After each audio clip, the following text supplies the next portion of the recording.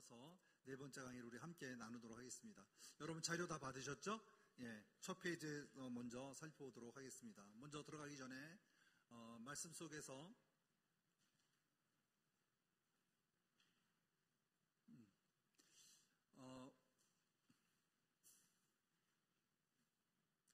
네, 이거 보시면 알겠죠?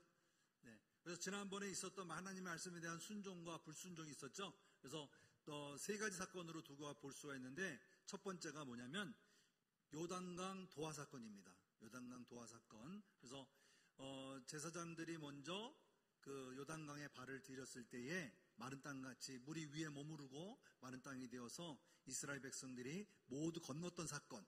그렇죠? 이 사건에 대해서 우리가 먼저 하나님 말씀에 절대적인 순종이 있었다라는 것을 이야기 나눴습니다. 두 번째 순종의 의미는 할례입니다. 할례 사건이죠. 예, 바로 할례 사건은 여리고성을 마주보고 있는 상황에서 그들에게 여리고성에 대한 이제 침공을 앞둔 상태에서 그들에게 할례를 하도록 명하셨던 일, 바로 이것이죠. 바로 할례라고 하는 그 기간에는 한 10일 정도의 남자들에 대한 그 고통이 있습니다. 그래서 아무것도 할 수 없는 무기력한 상태인데, 그 상태를 갖도록 하나님께서 말도 안 되는, 인간적인 생각으로 볼 때는 말도 안 되는 일을 행하셨죠. 하지만 이미 전쟁은 누구의 손에 있었다?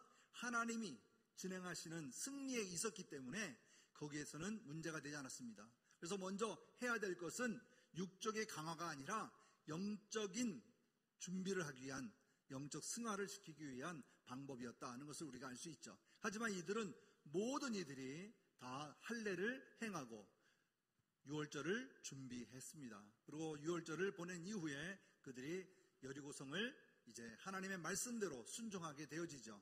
근데 여리고성도 마찬가지, 모두가 다 무기를 들고 서로가 침공해서 얻어진 땅이 아니라 하나님의 말씀대로 하루에 한 번씩, 그리고 마지막 날 돌면서 큰 소리로 외쳤을 때, 그죠?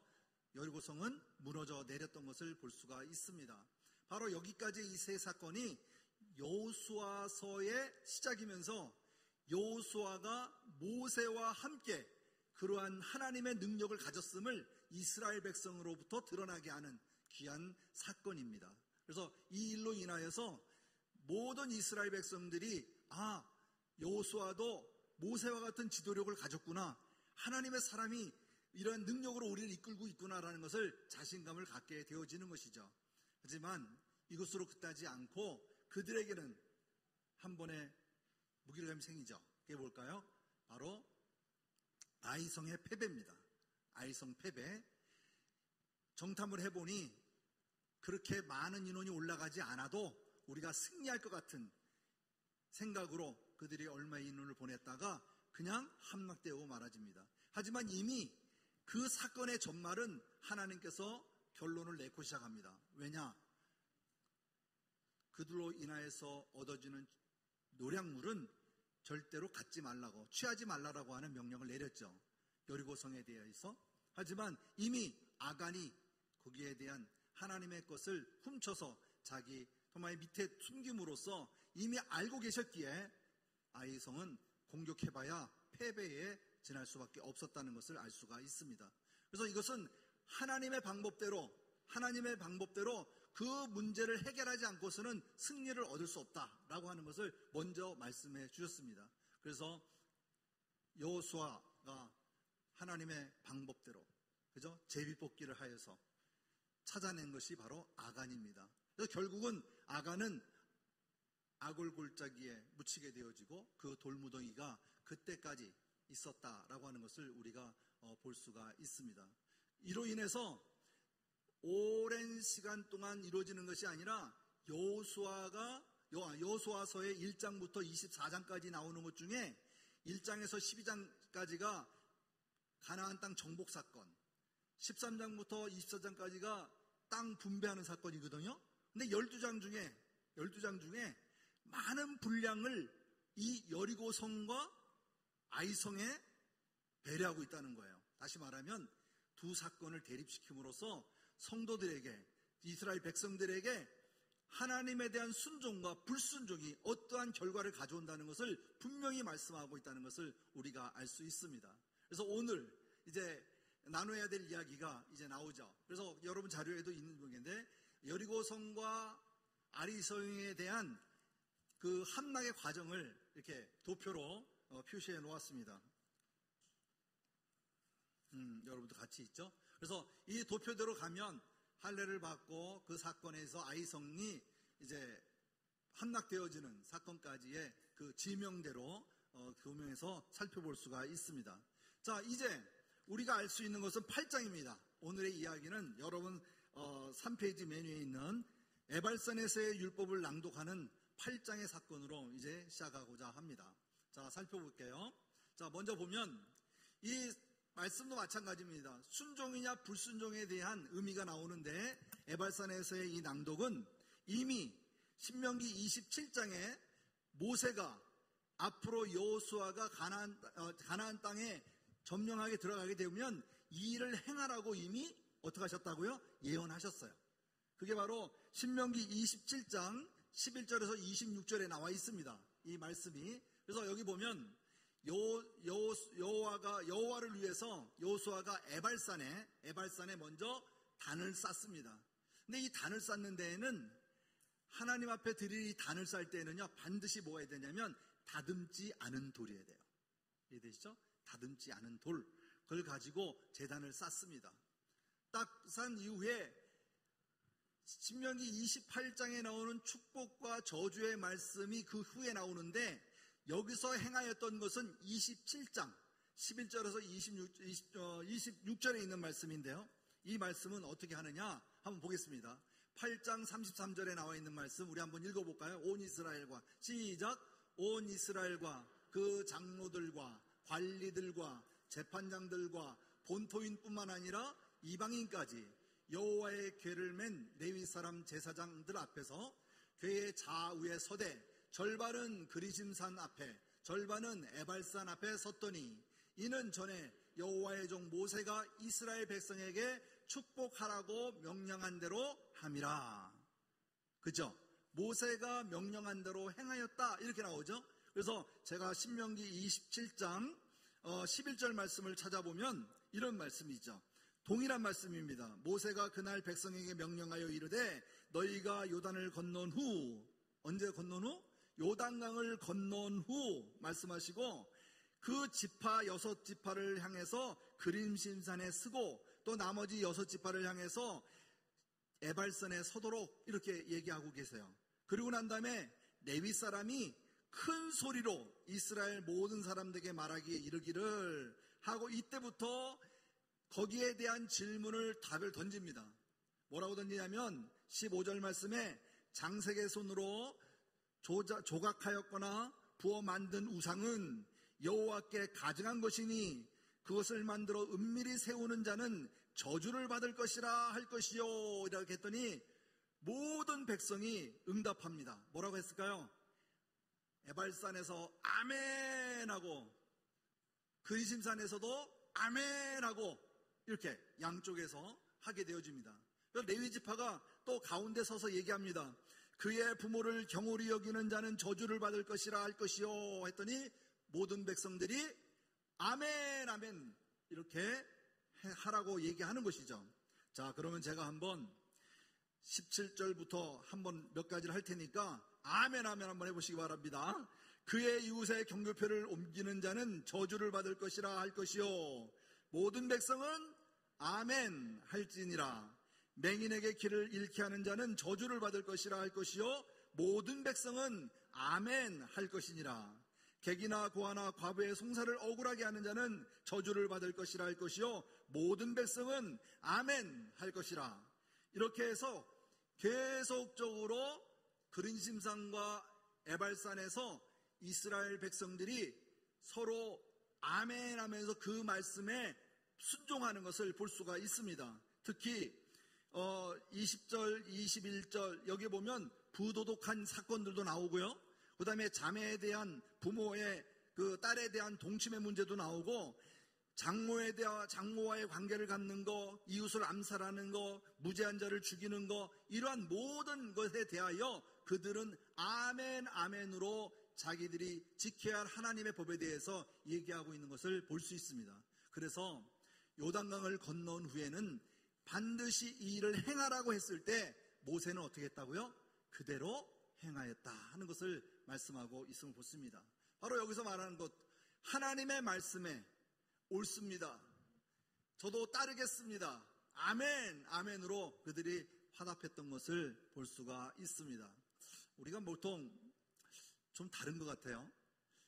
저도 아멘 소리 좀 크게 내지 못하는 사람 중에 한 사람인데, 이게 교단별로 틀린 건지, 다른 교회 가거나 기도원회 같은 데 가면 목사님이 말씀 전할 때마다 아멘, 아멘 하고 대답하는 사람들이 있어요. 그죠? 성도들이 있어요.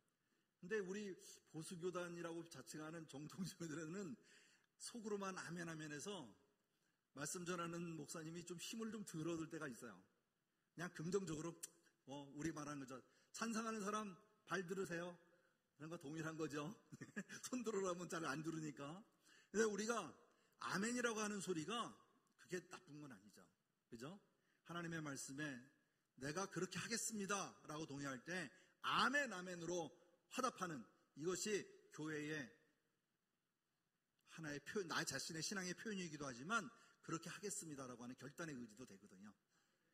그렇게 하길 믿습니까? 주일날 말씀 목사님 선포하실 때 아멘 아멘 하십시오. 우리 황장로님 아멘 아멘 소리가 제일 먼저 저 끝에서 들리고 저 끝에서 들리는데 제일 어르신이 그죠? 아멘 아멘 하는 것이 그대로 될 줄 믿습니다. 이스라엘 백성들에게 왜 이 소리를 그 젖과 꿀이 흐르는 하나님이 주신 땅에 들어갈 때 서로의 약속을 통하여 이러한 죄를 범하지 아니하도록 그들에게 다짐을 했을까요? 구별되기 위해서였습니다. 하나님의 백성으로 구별되기 위하여. 내가 거룩하니 너희도 거룩해 하기에 이 말씀을 지켜 행하라고 하나님께서는 이미 모세에게도 여호수아에게 그대로 행하라고 말씀하고 있는 것입니다. 그래서 여기에 대해서 28장에 신명기 28장에 가면 순종하는 자에게 복이 있고 또 불순종하는 자에게 저주가 있음을 얘기하는데 그 얘기가 뭐죠? 들어가나 나가나 복을 받을 것이고 그죠? 또 들어가나 나가나 저주를 받는 거죠. 다시 말하면 하나님의 말씀에 절대적인 순종을 할 때에는 복을 받는 것이고 그렇지 않고 불순종할 때는 들어가나 나가나 저주를 받겠다라고 하는 것이죠. 그것은 어느 곳에든지예요. 28장 꼭 한번 다시 읽어보시기 바랍니다.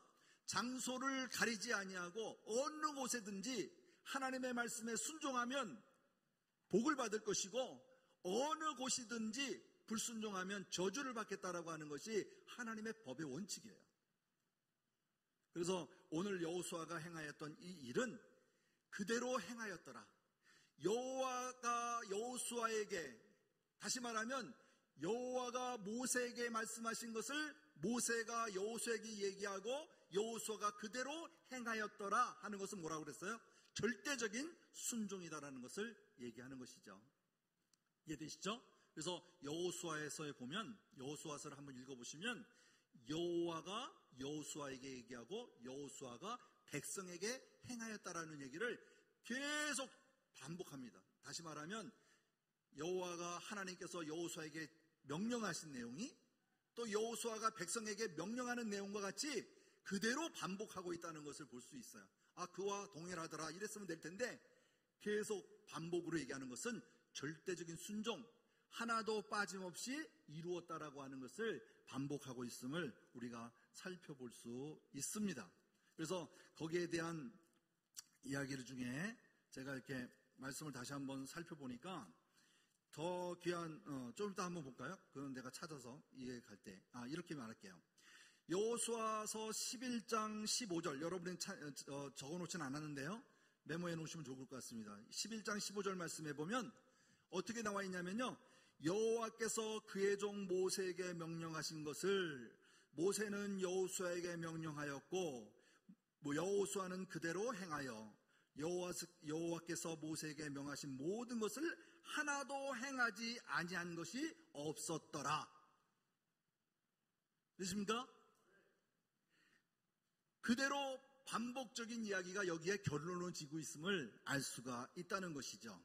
자, 그래서 그림에 나와 있는 대로 보시면 에발산과 그리신산에 이와 같이 나누어서, 그죠? 6부족씩 나누어서 산에 올라가서 이 소리를 외칠 때마다 아멘 아멘 했던 것입니다. 그래서 여호수아 앞에 제사장들이 있고 법궤가 있고 그의 각 족장들의 지파장이 있어서 하는 대로 이렇게 행하였음을 그림으로 한번 살펴보았습니다. 자, 그렇다면 이제 9장의 이야기가 시작이 되어집니다. 오늘의 주요 안건인데요. 자, 이 9장의 이야기는 기브온 주민이 여호수아를 속이는 사건이 나와요. 근데 이 사건이 중요합니다. 왜 중요한지 한번 살펴볼게요. 자, 먼저 두려움과 거짓 행실로 조약을 맺은 이 기브온과 이스라엘 백성과의 관계인데요. 이 관계를 보면 오늘 말씀 속에서 1절과 2절 말씀에 보면 이미 이 사건의 진실은 이스라엘 백성들이 행하여 있는 모든 내용들을 가나안 족속들이 이미 들었어요. 그래서 서로 모여서 여호수아와 이스라엘을 맞서서 싸우기를 다짐하고 있었던 거예요. 이해되시죠? 그랬을 때에 기브온 주민들이 이 일이 여리고와 아이의 행한 일을 이미 들었어요. 그래서 어떻게 해요? 두려움이 앞섰던 것이죠. 그렇죠? 3절 말씀에 기브온 주민들이 여호수아가 여리고와 아이의 행한 일을 이미 듣고 어떻게 했다고요? 꾀를 내었어요. 야, 이러다간 다 죽겠구나. 우리도 한번 거기서 살아남으려면 어떻게 할까? 하고 꾀를 낸 것이 어떡하냐면 사신이라고 그랬어요. 그죠? 그들을 대표하는 대표자로서 모양은 헤어진 전대와 헤어지고 찢어진 기운 가죽옷, 그리고 포도주 푸대에 나귀를 싣고 그 발에는 낡은 기운, 그죠? 낡고 기운 신을 신고 낡은 옷을 입고 다 마르고 곰팡이 가는 떡을 준비하고 이러고 그들에게 가는 것을 그들이 꾸민 거예요. 아, 우리 이렇게 가서 우리가 불쌍하고 열이나는 것을 보여주자. 그리고 자기가 기브온 사람이라는 걸 알렸을까요? 안 알렸을까요? 아니, 안 알렸어요. 먼 나라에서 왔다라고 얘기하면서 우리와 조약을 맺자라고 하는 것을 간교한 꾀를 내서 일을 실행합니다. 자, 그래서 여기 뒤에 말씀에 보면 11절 말씀에 보면 그러므로 우리 장로들과 우리나라의 모든 주민이 우리에게 말하여 이르되 우리는 여행할 양식을 손에 가지고 와서 그들을 만나 그들에게 이르기를 우리는 당신의 종들이니 이제 우리와 조약을 맺읍시다 하였더라. 자, 그들의 꾀가 이제는 어떻게 했어요? 이스라엘 백성들에게 여호수아를 만났을 때에 이대로 얘기하고 있는 거예요. 우리는 당신들의 뭐라고요? 종이라고 얘기했어요. 종. 그러니까 우리와 조약을 맺읍시다. 이렇게 얘기하는 거죠. 스스로 종이 되겠다라고 얘기하고 있는 것이죠. 그때의 15절 말씀에 보면 같이 한번 읽어볼까요? 시작. 여호수아가 그들과 합친하여 그들을 살리라는 조약을 맺고 회중 족장들이 그들에게 맹세하였더라. 이로 인하여서 여호수아와 기브온 사람들 간에 계약이 맺어진 거예요. 이 계약은 부족 간에 맺어진 계약이 아니라 하나님의 택한 백성과의 맺어진 계약이에요. 다시 말하면 하나님의 맹세 계약이에요. 그래서 사람이 마음대로 어찌할 수가 없는 거죠. 자, 그런데 이걸로 끝난 게 아니에요. 들통나죠. 며칠 만에? 사흘 만에 들통이 납니다. 거짓말이 들통이 났어요. 그래서 그들과 조약을 맺은 후 사흘이 지나서야 그들이 이웃에서 자기들 중에 거주하는 자들임을 알았다는 것이죠. 제가 다른 얘기하는 것이 아니라 성경대로 얘기하는 거예요. 먼 나라에서 왔다고 거짓말을 했어요. 그죠? 하지만 그들이 이 가나안 땅에 있었던 그들이라는 것을 알게 되는 거죠. 자, 근데 더 중요한 것이 있습니다. 여기서 결론을 본문 말씀에서는 그냥 얘기했지만 이 내용상에서 보면 이들에게 주어진 말이 있어요. 여기 보세요. 족장들이, 이스라엘 백성들이 가나안 땅에 출애굽을 하고 나서 광야에서의 모든 것은 뭐라고 그랬죠? 원망. 그죠? 모든 것이 원망이었어요. 하나님에 대한 원망, 모세에 대한 원망이었어요. 근데 이 여호수아에서 보면 뭐라고 그랬죠? 이 세대는 하나님의 말씀에 대한 절대적인 교육을 받았고, 모세로 통해서 교육을 받았고, 이미 그들은 요단강을 건너고 하나님의 순종으로, 말씀에 대한 순종으로 가고 있었기에 원망이 있었다 없었다 했어요? 없어요. 성경에 찾아보면 이 지금 말하는 8장 이후전에는 원망이라는 말이 없어요. 근데 제가 저기 한 칸 비워놨는데 9장 18절 말씀에 보면 원망이 나와요. 원망이. 그래서 제가 읽어드릴게요. 9장 18절 말씀에 보면 뭐라고 나오냐면, 회중 족장들이 이스라엘의 하나님 여호와로 그들에게 맹세했기 때문에 이스라엘 자손이 그들을 치지 못한지라. 그러므로 회중이 다 족장들을 원망하니. 하나님을 원망하는 것이 아니라 그 계약을 맺었던 족장들을 원망한다는 말이 처음으로 여기서 나옵니다. 처음으로. 그러고 난 다음에 이러한 일들 내용들을 쭉 살펴보았습니다. 쭉 살펴보니까 다시 말하면 하나님 여호와로만 말미암아 맺어진 맹세로 정해졌기 때문에 그들이 이거를 뒤집을 수 있었다 없었다? 예, 없었다는 거예요. 그래서 하나님의 이름으로 맹세하라 하지 말라. 하지 말라. 예? 섣불리 이것을 행해서는 안 된다라는 것을 얘기하는 것이죠. 그래서 여기 보면 26절 말씀에 우리 살펴보면 뭐라고 나오죠? 26절 말씀에 여호수아가 곧 그대로 그들에게 행하여 그들을 이스라엘의 자손의 손에서 건져서 죽이지 못하게 했다라고 얘기하고 있어요. 그래서 27절 말씀에도 마찬가지, 많은 말이 있지만, 회중들을 위하여 여호와의 제단을 위하여 나무를 패어 물깃는 자로 삼았더니 오늘까지 이르더라. 아까 뭐라 했어요? 우리는 당신의 종이다, 이렇게 얘기했죠. 그래서 그들을 이미 거짓이라는 걸 들통났기 때문에 그들에게 앞으로 제단을 위해서 나무를 패거나 물깃는 자로 섬겼다는 것을 우리가 알 수가 있습니다. 그래서 기브온 사람들은 저주를 받은 것이 23절에 나오는데, 그 저주를 받은 것이 뭐냐? 대를 이어 종이 되어서 하나님 집을 위하여 나무를 패며 물깃는 자가 되리라 하는 것이 그들에게 저주받은 결과를 살펴볼 수가 있습니다. 자, 여기 보죠. 금방 18절에 있는 말씀 우리가 읽었죠. 자, 1세대는 원망의 대상은 하나님이었지만 여호수아의 대상은 족장들을 원망했다 하는 내용을 제가 심었습니다. 자, 그래서 이로 인해서 족장들이 무리하게 진행했던 이 기브온과의 맺어진 계약, 맹세, 이 사건에 대하여 우리가 다시 한번 돌아볼 수 있는 시간이다 하는 것을 알 수 있죠. 자, 기브온의 사건은 간단하게 이렇게 넘길 수가 있습니다. 그런데 중요한 건 뭐냐면 10장 이후입니다. 10장에 보면 이 기브온이 이와 같이 자기들만 살겠다고 이스라엘과 화친한 것을 알았을까요? 몰랐을까요? 주변에서는 알게 되었어요. 그래서 주변에 있는 왕들이 모이게 되어집니다. 자, 우리가 이로 인해서 결성을 하자. 연합군을 결성해서 이스라엘 백성들과 기브온을 치자. 이렇게 얘기하는 거예요. 5절 말씀해 볼까요? 아모리족 속의 다섯 왕들, 즉 예루살렘 왕과 헤브론 왕과 야르못 왕과 라기스 왕과 에글론의 왕이 함께 모여 자기들의 모든 군대를 거느리고 올라와 기브온에 대전하여 싸우니라 얘기하죠. 그래서 이들이 연합하여서 모여서 싸웁니다. 이걸 우리는 중부 전투라고 그래요. 중부 전투. 자, 여리고가 중부에 있거든요. 아이성도 중부에 있어요. 기브온이 중부에 있어요. 중부가 이스라엘 백성들과 화친하고 나니까 그 주변에 있던 중부에 있는 가나안 족속들이 연합을 해가지고 이스라엘 백성들을 치겠다라고 지금 덤비는 거예요. 이미 전쟁은 누구의 손에 있다? 하나님의 손에 있는 것이죠. 자, 그래서 여기에 보면 이스라엘 승리했을까요? 안 했을까요? 이스라엘 승리했어요. 그 내용이 짧게 나옵니다. 왜? 이미 전쟁은 누구에게 있다?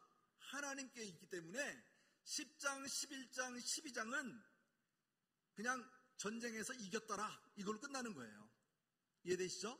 그래서 중부전쟁과 북부전쟁은 한마디로 이와 같이 하나님이 그대로 행하였더라, 이걸로 끝나는 거예요. 그래서 11절에 보면 그들이 이스라엘 앞에 도망하여, 벌써 도망하게 되죠. 근데 이 10절, 11절 이전에 보면 이들이 어떠한 일을 이루어지냐면 두려워하고 염려하는 것에 대하여 여호수아가 너를 당할 자가 없다는 것을 분명히 말씀해 주십니다. 그로 인해서 이 말씀이 이루어져요. 우리 11절 말씀 빨간 줄만 한번 읽어볼까요? 시작. 여호와께서 하늘에서 큰 우박덩이를 아세가에 이르기까지 내리심에 그들이 죽었으니 이스라엘 자손의 칼에 죽는 자보다 우박에 죽은 자가 더 많았더라. 그래서 이게 우박 사건이에요. 하나님께서 칼로 죽인 수보다 우박이 떨어져 죽인 수가 더 많다라고 하는 것이죠. 바로 이 사건이 11절에 모든 말씀이 나오지만 이로 인해서 12절 말씀 이후에 보면 태양아 너는 기브온 위에 머무르라, 달아 너도 아얄론 골짜기에서 그리할지라 해서 해가 머무르는 그 이적까지 행하는 것을 우리가 볼 수 있습니다. 그래서 이 이야기가 다음 페이지에 나오는데요. 자, 우박덩이 떨어지는 거 보이죠? 이에 씌우라고 삽입해 봤습니다. 기억해 보시면 좋겠습니다. 자, 근데 이 말씀이 성경에도 보면 이렇게 나와요. 야셀의 책에 기록된 것을 성경에서 기록하고 있어요. 그 야셀의 책이 무엇일까요? 야셀의 책이라고 하는 것은 문자적으로 말하면 이게 의로운 자의 책이다, 이렇게 얘기를 했는데, 의로운 자의 책. 그래서 이것을 보면 위대한 인물들이나 사건들을 시적으로 표현한 책이에요. 그래서 이것을 이스라엘 초기에 이 전쟁사나 무용담을 기록해 놓은 책이 야셀이라고 하는 그 책입니다. 이해되시죠? 여기에 뭐가 기록되어 있느냐라고 하는 것이죠.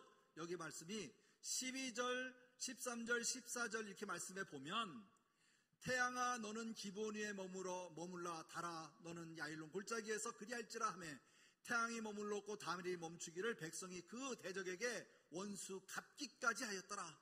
이해되시죠? 이게 기록되어 있다는 거예요.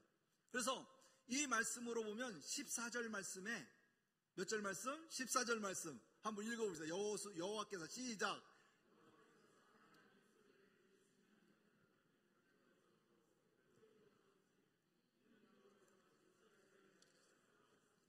아멘. 여호와께서 사람의 목소리를 들으신, 이해되세요?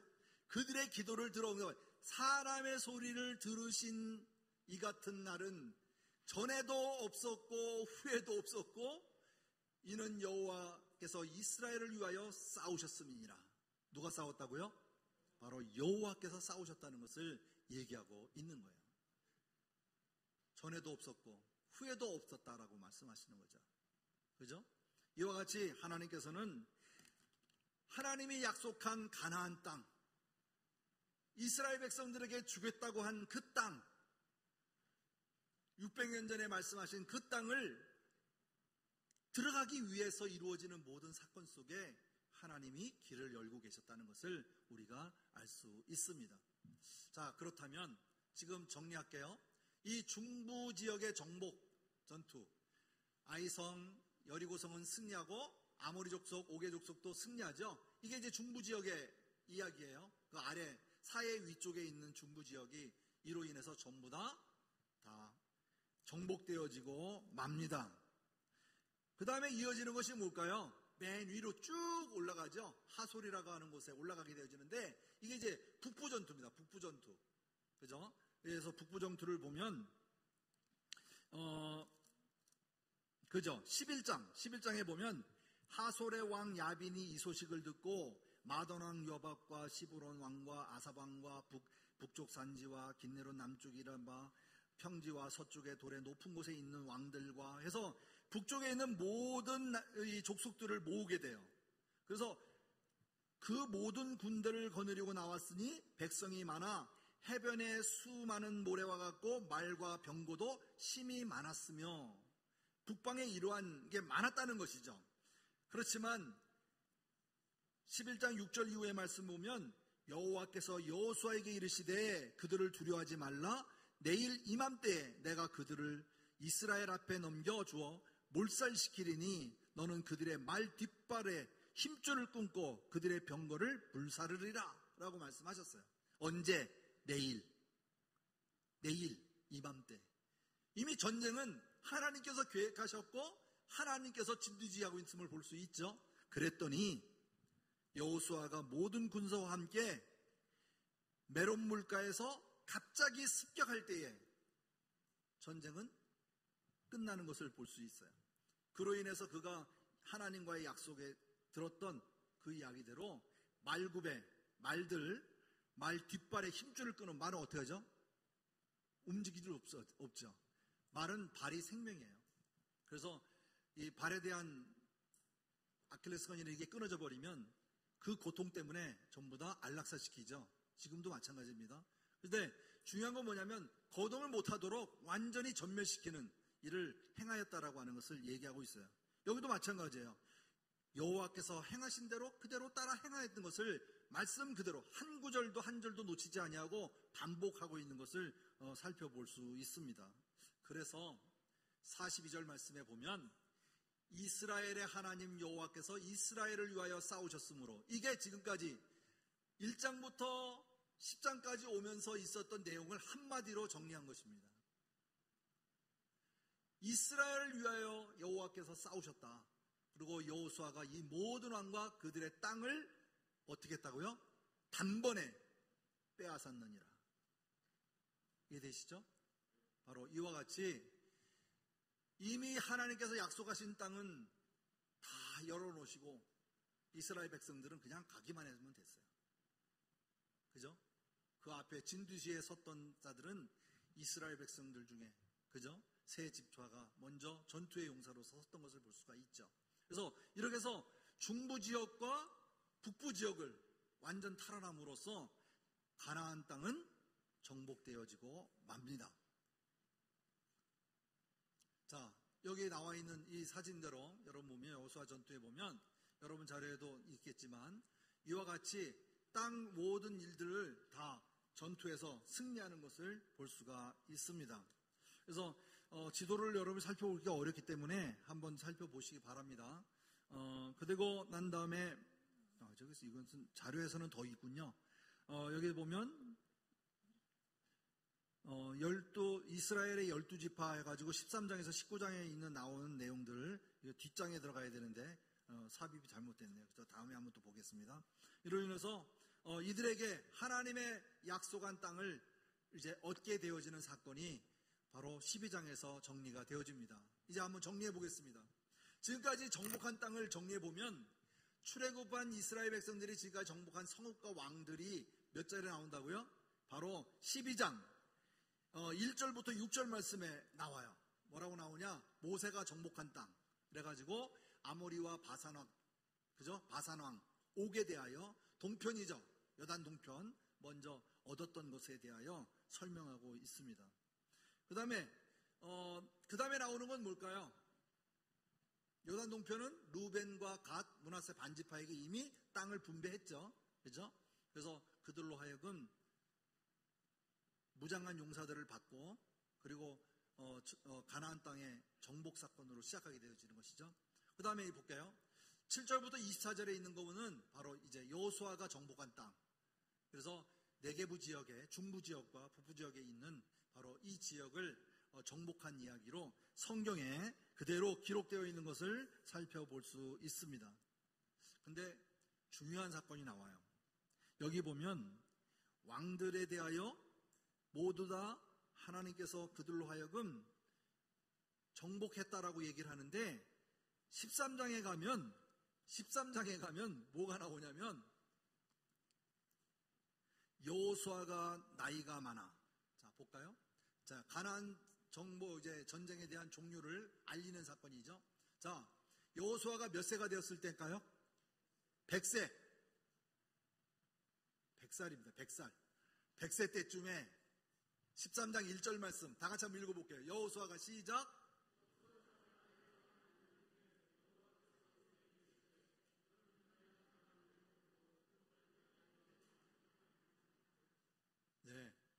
보면 여호수아가 나이가 많아 늙었다라는 표현을 해요.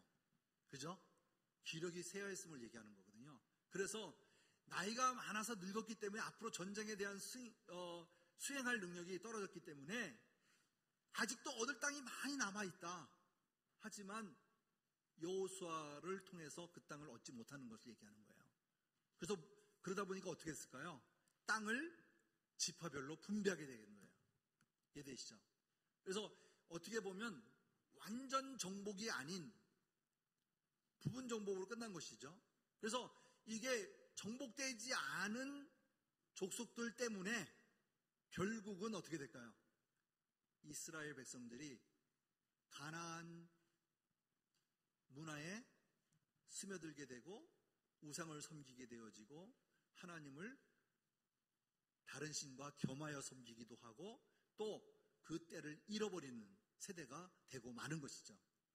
자, 그래서 이로 인해서 보면 13장에 보면 정복하지 못한 지역들이 쫙 다시 나옵니다.